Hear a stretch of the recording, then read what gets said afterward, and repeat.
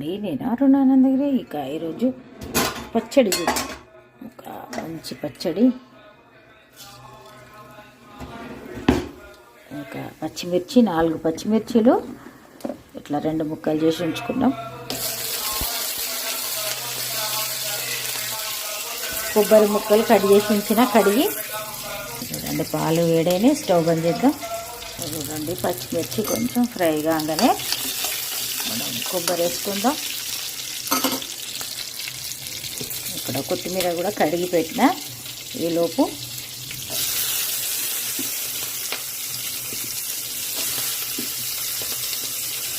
కొబ్బరి కొంచెం ఫ్రై అయితే మనకు జలుబు ఇట్లా కొందరికి పడది, పచ్చి కొబ్బరి అట్లాంటి వాళ్ళకు ఇట్లా వేయించితే ఏం కాదు, మంచిగా ఉంటుంది.